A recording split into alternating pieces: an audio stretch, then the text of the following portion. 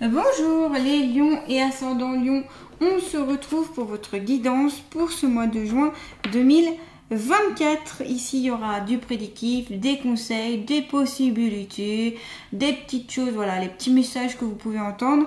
Bien sûr, vous prenez, vous ne prenez pas, c'est vous qui choisissez, vous détenez le libre arbitre. Si vous voulez compléter cette guidance, vous pouvez aller voir la vidéo de votre signe ascendant. Et si vous voulez un rendez-vous avec moi, je vous invite à aller voir dans le descriptif sous cette vidéo.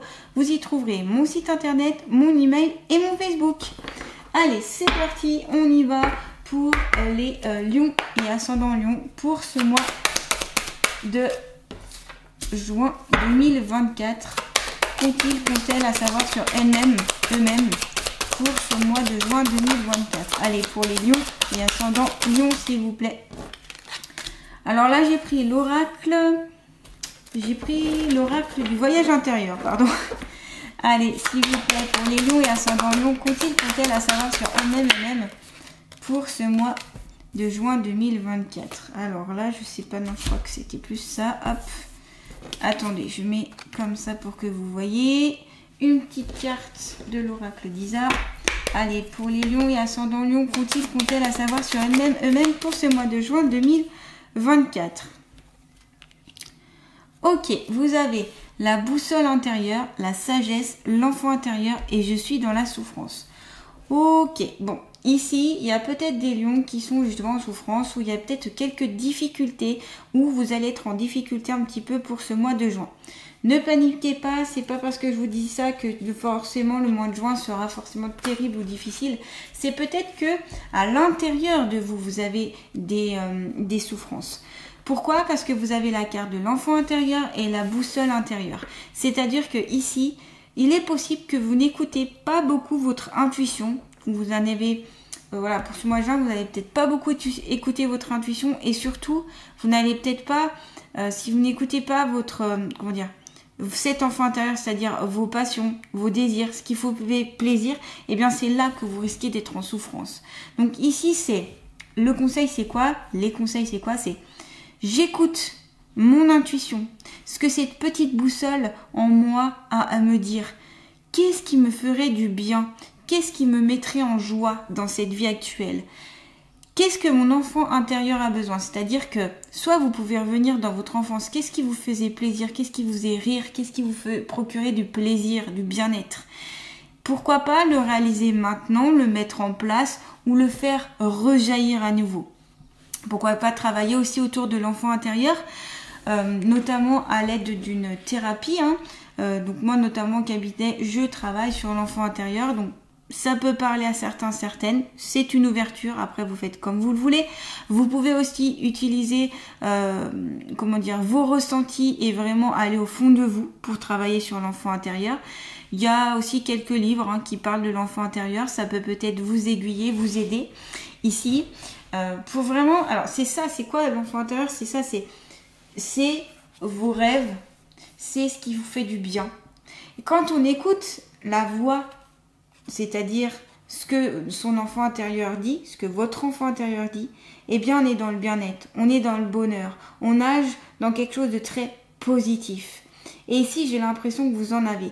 Peut-être que vous avez délaissé cet enfant intérieur en lien avec des responsabilités, en lien avec des choses actuelles dont vous avez dû faire face. Ce peut être des difficultés financières, ce peut être des difficultés au travail, familiales, sentimentales, ou même un petit peu des énergies négatives que vous avez en vous, autour de vous, et qui fait que cet enfant intérieur a été mis complètement de côté. Il a été oublié. Alors inconsciemment ou consciemment, parce qu'il se peut que vous ne vous en rendez peut-être pas vraiment compte, vous n'avez pas cette notion-là. Et là, on vous dit, voilà, cet enfant intérieur, il est en souffrance et il a besoin d'être écouté, il a besoin d'être mis en évidence pour avoir, détenir plus de joie et de bien-être dans votre vie. L'enfant intérieur, c'est la partie de vous qui est pure, qui est lumineuse, qui est pétillante. Donc, dans l'enfant intérieur, en tout cas, quand on reçoit les messages de l'enfant intérieur, c'est toujours positif.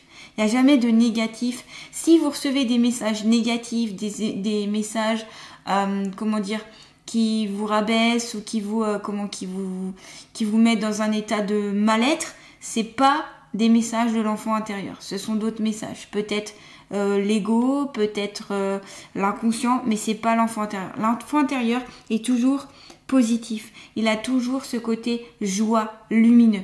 Vous le voyez ici dans cette carte, hein, il est en lien aussi avec le cœur directement. Hein. Vous voyez cette petite boule d'énergie ici, comme si cet enfant jouait avec le ballon qui représente ici le cœur, mais avec joie, avec positivité. Vous voyez que cet être ici, il est multicolore. Et autour de lui, il y a du noir. Mais il ne se laisse pas atteindre par le noirceur, par la difficulté, par les choses négatives qui peuvent l'entourer. Ce peut être la société, ce peut être les proches, ce peut être les problèmes divers et variés. On en a tous, en tout cas. Dans cette vie, on a tous des problèmes et on peut tous s'en créer, on peut tous aussi mettre l'accent dessus. Ici, en mettant plus l'accent sur l'enfant intérieur, eh bien, vous écartez de toute cette négativité, de toute cette souffrance. L'écarter et puis aussi la transformer pour qu'elle devienne positive. Parce que s'il y a une souffrance ici, c'est peut-être qu'il y a quelque chose à travailler. Et ce quelque chose à travailler va vous faire prendre conscience de quelque chose qui va vous amener à une libération. Vous voyez ce que je veux dire? Donc c'est tout un protocole, un procédé. Des fois, quand on est trop rigide, quand on est trop il faut que ce soit comme ci, il faut que ce soit comme ça, si on est trop dans le côté matérialiste, si on est trop dans son travail, si on est trop, il n'y a que le travail dans la vie, il n'y a pas de plaisir, il n'y a pas de notion de plaisir, il n'y a rien, et ben ça finit par faire beaucoup de noir en nous et on finit par être dans la souffrance. Ça peut amener le burn-out, et ça peut amener la dépression, et ça peut pousser à faire que toutes vos énergies deviennent noires, en fait. Donc ici, il est important pour certaines, en tout cas ceux à qui ça parle au niveau des lions, de respecter cet enfant intérieur, de le considérer à nouveau et surtout de le mettre en avant, de l'écouter, de partager avec lui ce qu'il a à vous dire. Plongez au cœur de vous ici, vraiment, au cœur de vous et tout ce qui vous met en état de joie, tout ce qui vous fait rire, tout ce qui vous... Voilà, eh bien, hop, on développe. Ça peut être, je sais pas moi, ça peut être chanter, danser, jouer, passer des moments avec, à faire des choses rigolotes qui paraissent très enfantines, mais pourtant qui vous font du bien. C'est ça ici l'enfant intérieur. Peu importe le regard des autres ou que c'est bien ou pas bien, on s'en fout. L'important c'est que ça vous fasse du bien, que ça vous donne de la joie, du pétillement, de la spontanéité. C'est tout ce qui est la naïveté aussi. Hein, cet enfant intérieur, il est naïf. Observez un enfant, un jeune enfant de 3-4 ans, il a ce regard naïf, il est dans le jeu, il est dans l'insouciance, il n'a pas conscience de tout ce qui, vraiment, l'aspect financier, l'aspect matériel, l'aspect, je sais pas, tout ça, il s'en fout, franchement il s'en fout, parce que lui, son seul but, c'est de jouer, c'est d'être dans le plaisir, dans le bien-être et dans l'instant présent surtout, c'est ça qui est important, vous voyez? Donc aujourd'hui, c'est retrouver cette âme d'enfant. Aujourd'hui, pour le mois de juin, c'est retrouver votre âme d'enfant, de lâcher le contrôle, de se reconnecter à lui pour retrouver la joie intérieure en vous. Voilà. Vous vous aimez, vous le choyez, vous vous remerciez parce que vous méritez cet amour. Vous le méritez.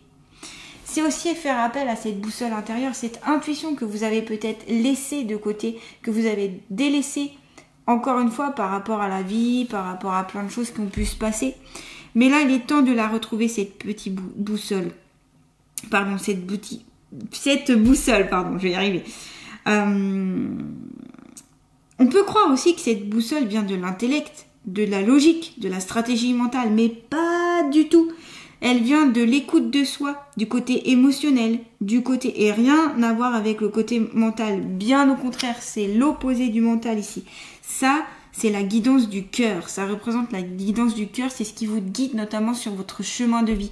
C'est ce qui permet aussi de réaliser votre mission de vie, qui permet de vous élever dans le sens élever votre niveau vibratoire, vous rendre plus puissant, plus joyeux pour monter en grade, j'ai envie de dire. Vous voyez ce que je veux dire? Voilà. Et ça, c'est de la pratique ici. Donc, n'hésitez pas à observer vos ressentis, vos émotions, en fonction des musiques que vous allez écouter, en fonction des moments que vous avez passés dans votre vie. Eh bien, prenez conscience de ça. Prenez un temps pour le considérer. Vous pouvez aussi jouer avec cette, entre guillemets, cette boussole intérieure en vous mettant des petits défis. Savoir, allez, je joue avec mon intuition en disant, ben voilà, est-ce que ici, je retourne telle couleur, par exemple, et quelle est la jaune? Ok, la jaune est là, je retourne, ah bah c'est ça, ah bah non c'est pas ça, bah je recommence jusqu'à ce que j'y arrive, vous voyez? Donc c'est utiliser ça. Donc il y a des livres aussi sur comment développer son intuition, il y a des vidéos aussi dessus, donc n'hésitez pas à aller un petit peu chercher un peu plus en profondeur pour avoir plus d'éléments par rapport à ça. Ça permettra ici que vous soyez plus apaisé. Ça permettra d'écouter aussi vraiment votre âme et de ne plus être dans cet esprit, j'écoute que ma pensée, j'écoute que la logique, j'écoute que mes besoins matériels et j'en oublie le plaisir. Encore une fois ici, c'est une notion de plaisir, de cœur, d'amour. Voilà, c'est ça. Et j'apprends à me faire confiance. Peut-être qu'ici, il y a certains lions qui ont perdu confiance en eux pendant leur vie. Alors, ce peut être soit par rapport à des personnes qui vous ont trahi, soit par rapport à vous avez perdu confiance en vous-même par rapport aux événements, aux situations de votre vie. Et du coup, vous avez oublié ou vous ne savez plus comment écouter votre boussole intérieure. Vous ne faites plus confiance. Donc là, c'est travailler sur la confiance en soi avec ça. Donc ça, vous pouvez le travailler. Il y a plein de livres qui existent. Il y a aussi des thérapeutes qui peuvent vous aider. Enfin voilà, plein de choses à faire autour de la confiance en soi, des petits exercices. Vous avez des livres notamment pour développer la confiance en soi, l'affirmation de soi, l'estime de soi. Ça c'est très intéressant. Souvent je le conseille parce que c'est des exercices à faire tous les jours et c'est à force d'exercer, c'est à force de faire qu'on arrive à maîtriser et qu'on arrive à le mettre en évidence. Vous voyez ? Je me fais confiance ici. Je me fais confiance. Voilà. C'est aussi utiliser cette sagesse intérieure. C'est ça, c'est la sagesse en vous qui vous dit, mais en fait, c'est quoi qui me fait du bien ici? C'est quoi qui me relaxe? C'est quoi qui me détend? C'est faire preuve de sagesse en s'écoutant. Parce que quand on ne s'écoute pas, on n'est pas du tout dans la sagesse. On est dans un esprit de robot, de robotisation, et ça, c'est pas bon. Parce qu'on n'est pas des robots, on est des êtres humains. Donc, on est fait pour écouter nos ressentis, écouter nos sensations, écouter, prendre en considération cette notion de plaisir et de bien-être. Voilà, c'est ça. Donc ici, faire appel à cette sagesse de cette façon-là. Bien sûr, c'est comme d'hab, les cartes changent en fonction des guidances que je fais, entre guillemets, parce que je les mets en lien. Moi, pour moi, c'est comme une lecture ici d'un livre, et donc je fais comment on appelle ça, de la coordination entre les cartes, vous voyez. Je les mets en évidence entre elles. Donc pour sortir de cet aspect de souffrance, de mal-être, là c'est je travaille sur l'enfant intérieur, je développe mon intuition et le côté sagesse. Voilà, c'est ça qui vous fera sortir de cette souffrance. Allez, on continue toujours avec vous. On va prendre l'oracle de l'amour de soi. Je pense que c'est un oracle ici qui s'y prête bien par rapport aux cartes. Allez, pour les lions et ascendants lions, qu'ont-elles à savoir sur elles-mêmes pour ce mois de juin 2024. Hop. Sortir une petite autre. Ah bah voilà. Ok, vous avez écrit tes pensées. On va voir déjà cette carte-là. Donc ici, c'est écrit tes pensées sur une feuille, sur un papier, tout ce qui vous vient. Par exemple, si vous ressentez de la souffrance, du mal-être psychique, physique, émotionnel, mettez-le par écrit. Écrivez tout ce qui vous vient. Si vous vous sentez mal, si vous avez des pensées négatives, voilà, tout ce qui vous fait du mal, mettez-le sur papier. Toutes ces pensées, mettez-les sur papier, ça permettra de les sortir de vous au lieu qu'elles soient enfouies en vous, voyez. Et ainsi, ce que je vous conseille ici, c'est une fois que vous avez tout écrit sur ce papier-là, brûlez cette feuille et vous pouvez soit l'enterrer, soit la faire dissoudre dans l'eau, par exemple au niveau d'un robinet, ou jeter dans les toilettes, pour que ça soit recyclé, que ça parte et que vous soyez débarrassé de toutes ces pensées-là. En tout cas pour les pensées négatives. Je vois plus ça. Après, ça peut être aussi les pensées bien sûr positives ou les pensées que vous avez par rapport à l'avenir, les projets, etc. Écrivez-les. Ça vous permettra en fait de vous décharger, de vous de vous soulager par rapport à tout ce qui passe dans votre tête. Donc que ce soit des pensées négatives ou des pensées positives, ici c'est je me décharge. Je l'écris pour ne plus que ce soit un fardeau dans mon cerveau, vous voyez, pour avoir plus de place notamment. Écrire ses pensées, c'est peut-être écrire aussi une autobiographie. Pourquoi pas? Pour certaines, c'est écrire sa vie. Alors, pas obligé que ce soit publié ici, hein. Le but, c'est peut-être de garder ce livre que pour vous. Mais le fait de l'avoir écrit, ça peut être aussi une thérapie. En effet, en écrivant ce que vous avez vécu, en écrivant toutes vos pensées, etc., ça peut vous permettre, en fait, de savoir où vous en êtes et puis surtout d'avoir, comment expliquer ça? Il y a beaucoup de personnes, en tout cas, moi j'ai souvent vu que ceux qui écrivent des autobiographies, ça permet justement de nettoyer certaines choses et de se délester, voyez, et pas que ça reste en eux. Et puis, pourquoi pas pour certaines le publier, mais c'est pas obligatoire, voyez, ça dépendra ça de vous. En tout cas, l'écriture ici, ce sera un canal expressif qui peut être intéressant pour vous. Peut-être que avant, dans votre enfance, vous aviez l'habitude d'écrire vos pensées, vous saviez, dans les carnets, comment ça s'appelle? Dans les carnets de mémoire ou dans les... il y a un nom. Avec les cadenas, vous savez, j'en avais un quand j'étais plus jeune. Comment ça s'appelle? Les cahiers intimes, les journaux intimes. Voilà, ça y est. Excusez-moi, je retrouvais plus le mot. Des journaux intimes et vous aviez l'habitude d'écrire tout ce que vous ressentiez, vos états d'âme, tout ce que vous aviez traversé, les émotions, etc. Et bien là, on vous dit que si vous aviez perdu l'habitude, reprenez cette habitude. C'est vraiment une thérapie ici, hein. Voilà, c'est le journal intime. Ça y est, ça revient. Et puis là, vous n'avez pas besoin du jugement, vous en foutez, vous écrivez sur le livre, et peu importe du jugement ou ce que les autres peuvent penser, parce que là, c'est à travers le livre que vous pouvez écrire. Moi, je sais ce que je faisais, c'est quand j'avais tout ça, quand j'écrivais des fois des passages difficiles de ma vie, je demandais, déjà à cette époque-là, vous voyez, j'avais déjà ça en moi, je demandais ici que les personnes qui lisent ce journal, donc là, je pensais plus à mes guides, etc., qui viennent m'aider, qui viennent me rassurer, qui viennent m'encourager, qui viennent m'aider à réaliser notamment mes projets, etc. Et souvent, j'avais cette aide qui était donnée après l'avoir écrit. Ça, c'était marrant parce que souvent, ça se réalisait. Alors peut-être des fois, ça se réalisait plus tard, hein, ça se réalisait dans les années, pas forcément dans le mois à venir, mais dans les années d'après. Et il m'est arrivé de relire mes journaux intimes, me dire « Ah ouais, ok, j'en étais là, et ok, je suis arrivée là, et je l'avais demandé. » Voilà, et ça peut se manifester ou pas. Tout dépend aussi la force, l'intention que vous posez par rapport à ces mots-là et vos croyances, bien sûr. On sait très bien que quand on fait, mais on n'a pas vraiment, on n'y croit pas trop, ça ne vient pas. Il faut vraiment y croire, il faut vraiment, même si ce n'est pas encore réalisé, même si vous n'avez pas la preuve, c'est en mettant une intention bienveillante que vous arriverez à canaliser ça, vous voyez.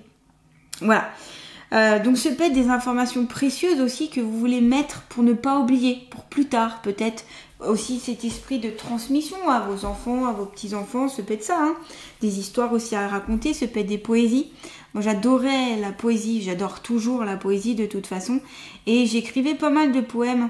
Ça me permettait franchement ça me faisait du bien et j'ai repris ça il n'y a pas si longtemps que ça. Vous l'avez peut-être vu pour certaines personnes qui me suivent sur Facebook notamment. Et j'aime bien écrire des poèmes. Et des fois, ça me vient tout seul. Et des fois, j'ai des transmissions qui me viennent aussi par rapport à mes guides qui m'écrivent tout en rime. Et je vous les transmets parce qu'ici, il y a des messages importants. Donc, des fois, c'est pour moi, des fois, c'est pour vous, des fois, voilà. Et j'aime bien. J'ai toujours aimé la poésie. Je trouve que c'est beau. Je trouve que c'est quelque chose, justement, qui fait du bien. Je sais pas. Il y a quelque chose qui me parle. Voilà. Je raconte un peu ma vie, désolée. Mais j'avais envie de vous en parler parce que ça venait, donc voilà, j'avais envie de vous partager ça. Ça peut être aussi l'écriture créative, l'écriture intuitive, ça peut être tout ce qui est en lien avec ici l'écriture et la magie opéra, comme on dit. On vous dit reconnecte-toi à la nature. Peut-être qu'ici, certaines ont besoin de la nature, d'être en contact avec des choses naturelles. Donc ça peut être très bien la forêt, ça peut être les champs, ça peut être la montagne, ça peut être les parcs, ça peut être les rivières, les lacs, la mer, l'océan, etc. Tout ce qui est source naturelle ici, vous en avez peut-être besoin. Peut-être que vous ne sortez pas assez à l'extérieur, peut-être que vous n'êtes pas assez connecté aux minéraux, aux plantes. Vous pouvez vous aider ici, vous voyez, j'ai mis tous les minéraux qui correspondent ici aux 7 chakras principaux, hein, c'est pour ça que je les ai mis dans ce sens-là. Chakra racine, chakra sacré, chakra du plexus solaire, chakra du cœur, chakra de la gorge, chakra du troisième œil et chakra chakra coronal, pardon. Donc ici, pourquoi pas, la lithothérapie peut être une aide pour vous. Peut-être que ici vous avez besoin d'avoir des plantes autour de vous, dans votre intérieur, au bureau, enfin si vous travaillez dans un bureau ou si vous travaillez en intérieur. Pourquoi pas des plantes, hein, des plantes, ça peut être les animaux aussi. Hein, ce contact avec la nature, vous avez peut-être besoin de plus de contact avec les animaux, tout ce qui est refuge, tout ce qui est voilà.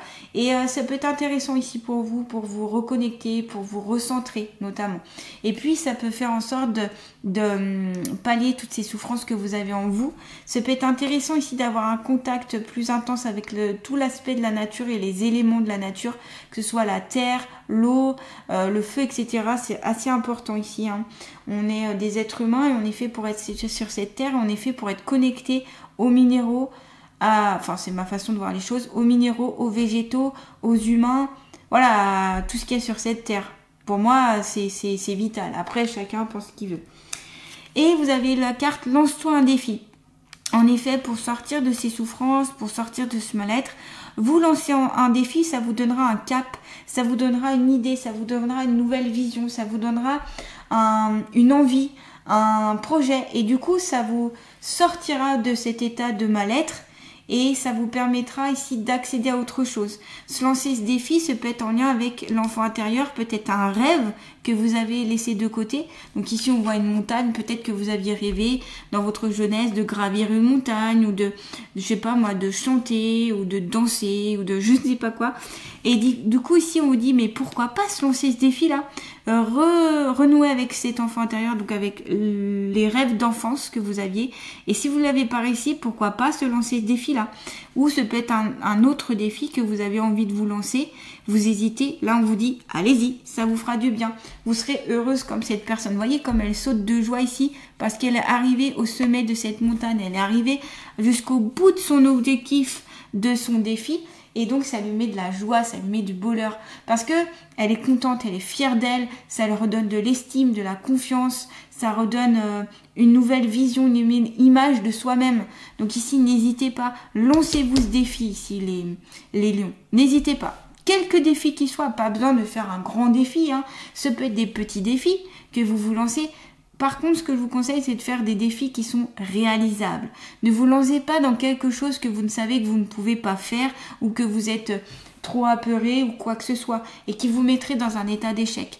Commencez par des petits défis, puis après, vous graduez comme ça, vous montez de plus en plus. Voilà. C'est comme ça, en tout cas, que je vois les choses et qui est présenté par rapport au tirage. Les lions, n'hésitez pas à liker, à partager, à commenter, à vous abonner à ma chaîne si ce n'est pas déjà fait, pour notamment soutenir mon travail. Ça m'aide et puis ça peut bien sûr aider d'autres lions, hein, c'est l'idée ici. Et puis je vous souhaite un beau mois de juin, beaucoup de travail ici, hein, à travailler donc autour de l'enfant intérieur, développer votre intuition, faites preuve de sagesse, relevez de nouveaux défis, écrivez vos pensées, tout ce que vous avez en vous, et puis reconnectez-vous à la nature. Voilà, je vous embrasse et je vous dis à très bientôt.